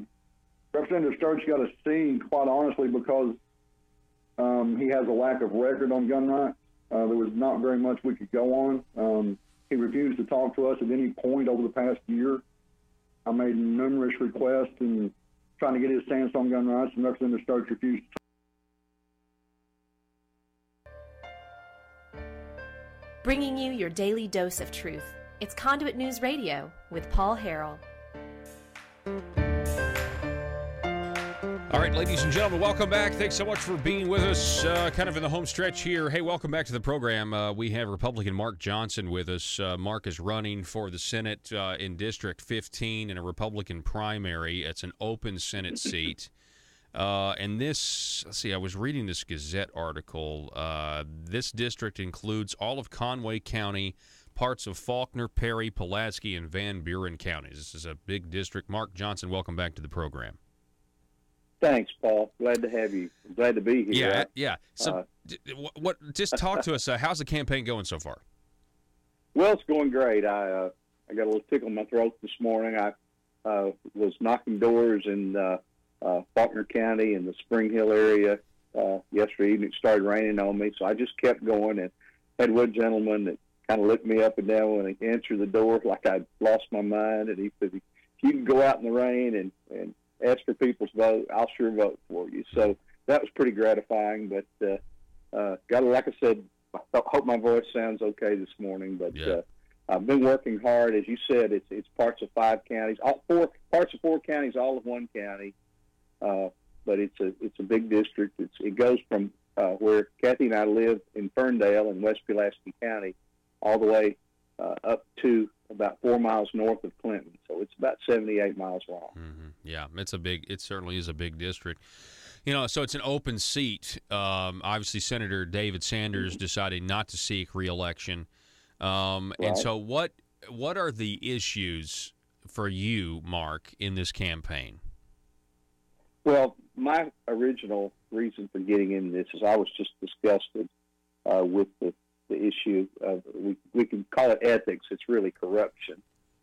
It's some of the things that you've been, going over in many instances on your show. We had something happen a little over a week ago. Former Senator Jim Argue, who was a Democrat, I don't think he would have minded me saying he was a liberal Democrat, passed away. He was a good man. He was an extremely ethical person, just played by the rules and believed in the rules. He passed away the same day that John Woods was convicted of corruption. Wow. I thought that was an ironic thing, but a lot of people don't know that several years ago, Dora Webb, who's now our state chairman, Republican Party, who was in the Senate at the time, he and Jim Argue worked together unsuccessfully to try to enact some serious ethics reform in the Senate, and only to be thwarted by the Democrat majority at that time, led by Mike Beebe and some other special interest senators. But I thought about that when Jim passed away, and here we are. We've got one on our side of the aisle that has just been convicted of that. And of course, you don't have to. You go through the whole line: John Woods, Jake Files, Hank Wilkins, Mike O'Neill, Eddie Cooper, and others possibly to come.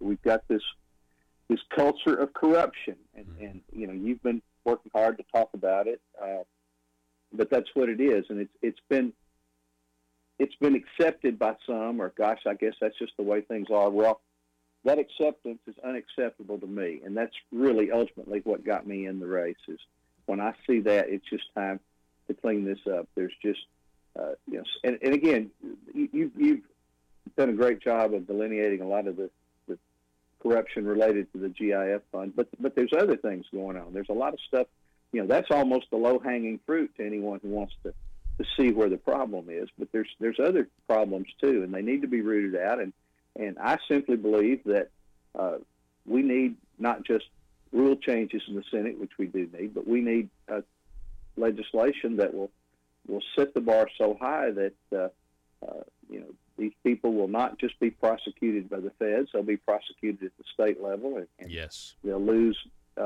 When Nick Wilson was convicted several years ago, there was a loophole that's since been closed, but a very big loophole. He's still able to collect his pension for the time he was a senator. Wow. That's paid until he passes away. Yeah, it seems to me, just based on the reporting that Conduit News did during the John Woods trial, that the feds, what the state considers maybe a loophole when it comes to attorneys passing bills for their clients, there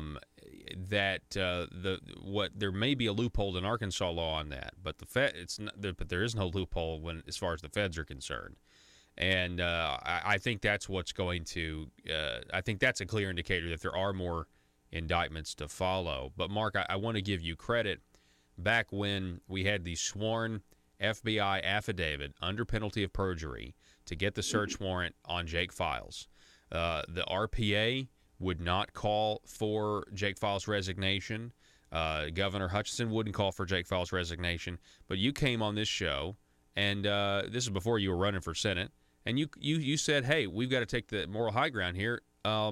We've got to call for Jake Files' resignation. He should resign. And I just want to give you credit for that, Mark, because thank you. It needed to be done by somebody, and you were the chairman of the County Chairman's Association. Are you still the chairman? I think you still are, right? Well, the title is actually president of the county, and I still am. Yes, I am president of the Arkansas Republican County Chairman's Association, and I spoke to many of my colleagues around the state. And our job is to build the party at the grassroots level as county chairs. Now, I had to resign as Pulaski County Chairman because I'm in a contested primary. I pushed my filing date back a few days to make sure that I would make sure all our JP candidates, and we have an excellent candidate for county clerk in Pulaski County, but I had that responsibility. But I did have to resign because I'm in a contested primary, but I'm still remaining under the rules. I'm able to stay as president of the association. And we were concerned, how does this help, or really, how does this hinder our job as county chairs to recruit good candidates, because we've recruited candidates that wanted to change things and not contribute to more of the same kind of corruption we had when we had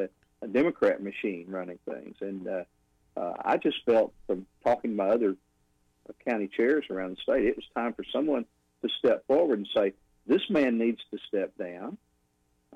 Ultimately, he saw what happened. And we've had, since then, the John Woods conviction. But this is a stain on the Republican brand. Yeah. And, well, you were right. You were right to call for Jake Fowler's resignation, because let's just say it. He pled guilty to the crimes that were testified to in that affidavit, and everybody knew it. And so it's not like it was a hard leap, But you were the only one. You were the lone voice in the wilderness, Mark. Well, there were others, but being the president of the association, it was kind of on me to kind of be the spokesman for our county chair. Our county organizations are the backbone of the party, and they're the ones that provide the shoe leather and the muscle to go out and knock doors and ask for people to support our candidates, and I'm proud to be president of that organization.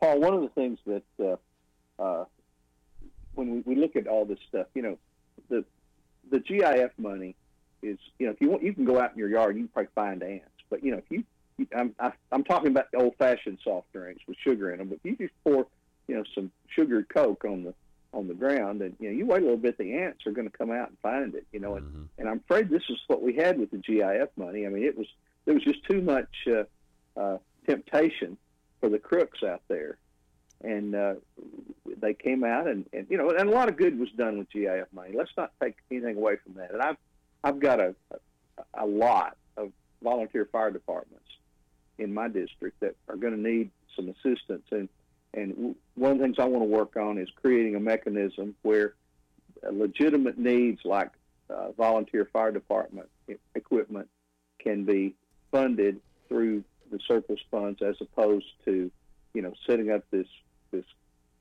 hodgepodge with the planning and development districts, with legislators treating it as a slush fund. And that's what has to stop. The Supreme Court says it has to stop. That's exactly But that right. doesn't mean there weren't legitimate needs that are out there to be funded, and I'm going to be working on finding a proper solution using the separation of powers doctrine to make sure that it's accomplished in an open and a transparent manner. Let me ask you this, because I know you definitely you understand the way things can tend to work down at the Marble Palace. Last hour we were just kind of talking about how I think there needs to be a reform in the procurement process and the awarding of government contracts and that sort of thing. And you have this Arkansas Legislative Council that oftentimes acts as a rubber stamp on the things that are put before them when it comes to spending money. And this kind of can tie in with the GIF. How do you allocate things for specific projects, and shouldn't the General Assembly be the ones that decide how the money is spent?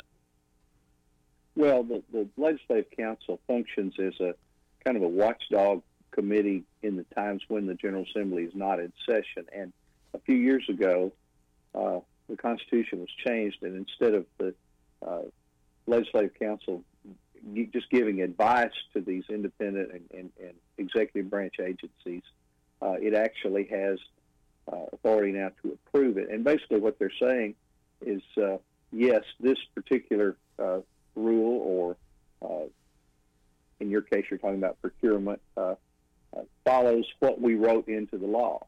And it keeps an agency from basically thumbing their nose at what was written in the law. And procurement is about honesty, fairness, and openness. We've had some cases where some agencies have actually tried to exempt themselves from the law. A few years ago, the Game and Fish Commission, in effect, tried to write their own Freedom of Information Act and basically say, well, we're a constitutionally independent agency, so we don't have to follow the law. We'll just write our own little law. Well, that got slapped down pretty quick, and should have. And, but there's always been an effort, and more so in the 2017 session, to try to find ways to get around and to dilute the people's right to know. And transparency is one of the things I'm going to be working on. And I know I'm going to probably make some people mad with this, but, I don't believe that higher ed and some of the other organizations that think they are exempt from these transparency laws, our Freedom of Information Act, I don't believe they are at all. And I'm going to be working on some things to open it up and to make sure that the people's business is available for the people to look at. Back many, many years ago, when my dad was on the Supreme Court, he wrote an opinion, and I'll just kind of paraphrase it. It was a precursor to the Freedom of Information Act, but he said that denial of access to public records is not conducive to perpetuation of our system of our republic. And you think about it, the Declaration of Independence talks about the just powers of government being derived from the consent of the governed. And that's why you have to have this transparency where the people can actually see what's going on. I mean, how can they, petition the government for redress of grievance if they don't even know what the government's doing? Yeah. And that's why we've got to review this. We've got to open up the FOI and make it even stronger. We have one of the best ones in the country. Most people agree with that. You, for one, brought out the thing that happened in the race in Northwest Arkansas, where the publisher of the Huntsville newspaper stepped forward and said that this, we aren't for changing this, and it was the media, the primarily newspapers, but other media as well, are very protective of that, as they should be, because this is the people's protection. It's not to help sell newspapers or radio shows or anything else. This is to protect the people, and we're going to turn up the lights on these things. We're going to have a government in the sunshine when I get in there. Well, and I think that's fantastic, because right now there's a lot of people that we need that transparency, I think, just to restore the confidence. I think there's a huge lack of confidence in our government right now, and that's a shame, considering that it's the Republican Party that has these massive majorities. We're talking with Mark Johnson. He's running for State Senate, District 15. That's all of Conway County. That's parts of Faulkner, Perry, Pulaski, and Van Buren counties. We're running out of time here, Mark, but I got another question for you. I'm just curious. Sure. I believe, I think we're spending too much money. I think we're increasing the size of government every year by spending more and more money every year. And I would love to get your thoughts on what you think the key driver of that increased spending is. Well, people, unfortunately, tend to be lazy when it comes to getting in and digging, finding the places we can cut state government. Now, the governor's been doing this transformative initiative, and he's mentioned consolidation of state agencies, and I'm in 100% agreement with him on that.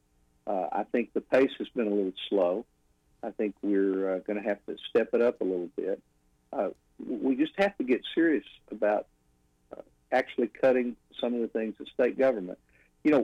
State government wasn't designed as you hand an architect a contract, say, go design us something to do this job. It's one of these things where someone built a little house, and then they added on over here, and they added on over here, and pretty soon you've got this Rube Goldberg-looking machine. Well, it needs to be streamlined. You've got some redundancies. You've got a lot of things that, quite frankly, in the regulatory side of things, maybe we don't need to be regulating, or we can take 2 or 3 of these regulatory agencies and combine them into one with only one HR department or only one administrative assistant sitting at the front desk. There's a lot of just simple things that need to be done. It doesn't require bringing in, a task force or an out-of-state consultant or something like that to do it. It just needs to the people in the General Assembly and of course the governor's office too need to roll up their sleeves and get to work. Yeah, I certainly agree with that. And you've got to find places to cut, and the tendency. Well, Paul, let me add another one. Yeah, go ahead.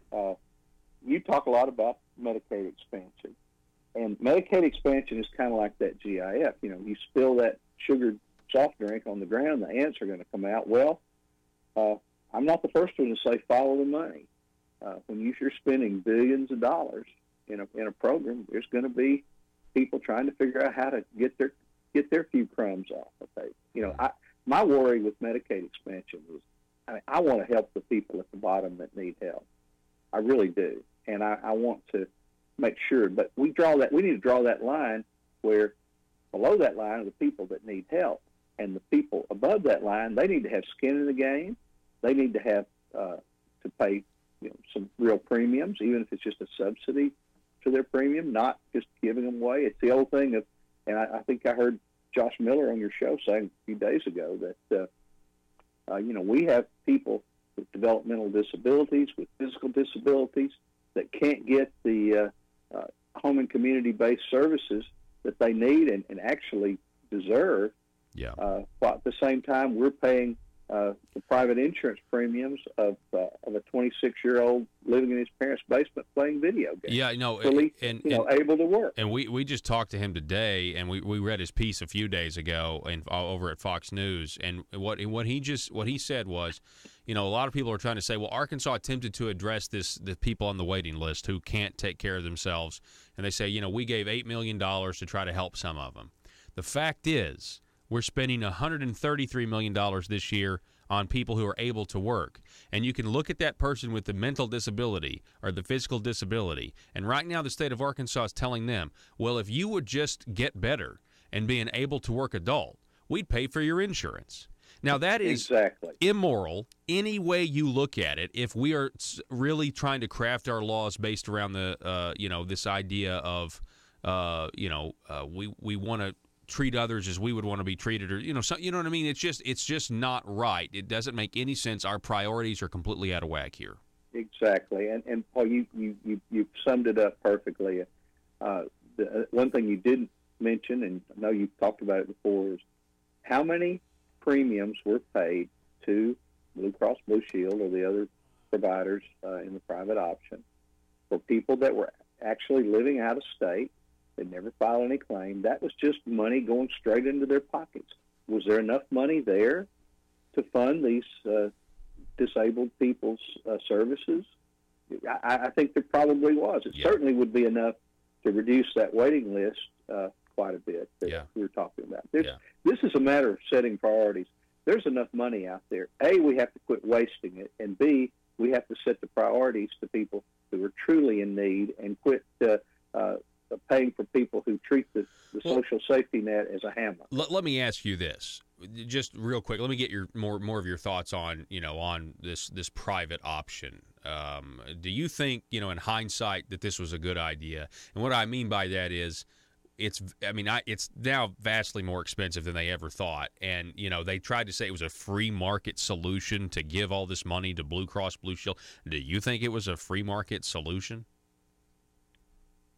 No, I don't, Paul. And I've told people many times that if in 2013, if I had been in the legislature, I would have voted against the private option as it was presented. Now, whether I would vote for any continuation in the future is going to be based on some things being done to change it. I appreciate the fact that the governor got the waiver on the work requirement. I really appreciate that. That needs to be tightened up where it truly is a work requirement, not just, well, I went sniffing around yesterday and I couldn't find a job, so I guess I'm okay on this. That's got to be changed. What the governor was not able to get is the waiver on the lowering the threshold to 100% of federal poverty level, and we need to get that. And that's when I say draw the line.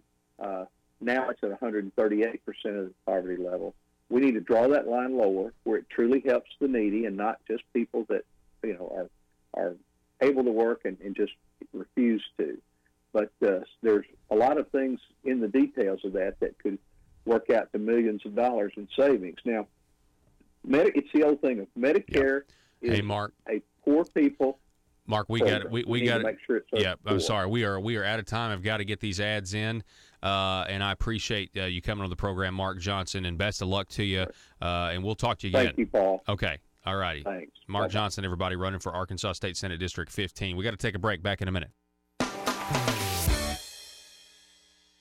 Russellville-based firearms manufacturer Omega are making clones of the most notable German firearms in the world.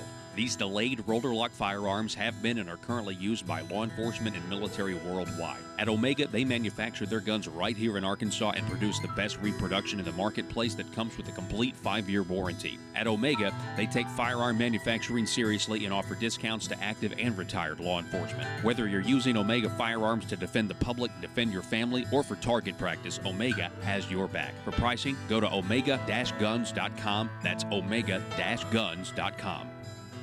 With public corruption and scandals in the news daily, Arkansans need someone with honesty and integrity in the state Senate. Mark Johnson is that man. Mark Johnson isn't a politician. He's a fifth-generation Arkansan and a successful small business owner. Mark Johnson will make ethics a priority and demand swift punishment for those who violate the public trust. Mark Johnson is pro-life and supports the Second Amendment. In the Republican primary, vote Mark Johnson for the state Senate. Paid for by Mark Johnson for Arkansas.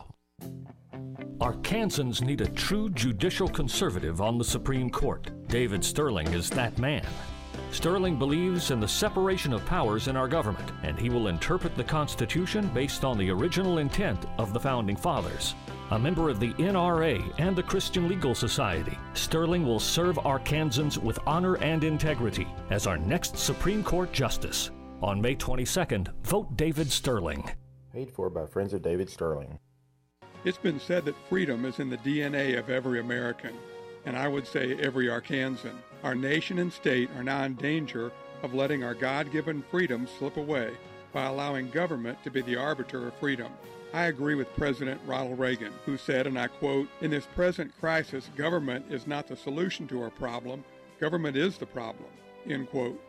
Government is too large, too overreaching, and too corrupt. President Reagan also said, and I quote, "The most terrifying words in the English language are, 'I'm from the government and I'm here to help,'" end quote. This race is about voting for the candidate who best represents your interest, your family, and your future. For the last 2 terms in office, I've kept my promises to you, and I ask for your help to continue to represent our joint values of faith, family, and a protected future. I'm State Representative Dan Sullivan, and the choice is clear. I ask for your vote to continue our stand for freedom. Early voting is underway, and the election is May 22nd. Paid for by Sullivan for Arkansas.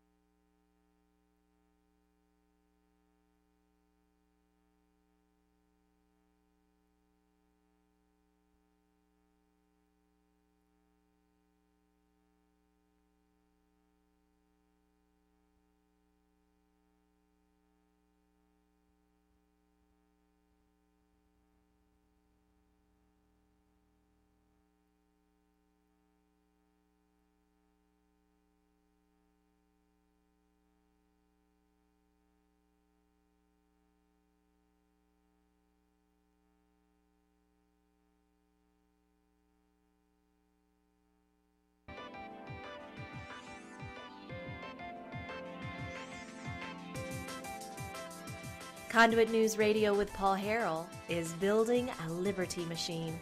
Find out more at conduitnews.com. All right, ladies and gentlemen, that's it. We've got a minute left in the broadcast time. I so appreciate you guys being with us.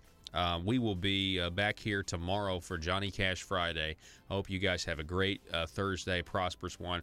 And, yeah, give us your request, 870-275-9799. This broadcast is available on multiple platforms, YouTube, Conduit News, and everything else.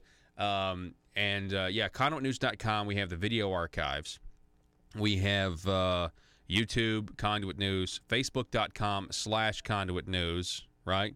Also, iTunes. Go to the iTunes store, not the App Store. Go to your iTunes store, okay, and search for Conduit News there. Or SoundCloud. Go to the SoundCloud app and search for Conduit News Radio there as well. We want to make this available for everybody as many times. So when you get to your desk, if you missed the first hour, go and listen to it. We'll see you guys tomorrow, Arkansas. Be safe. The news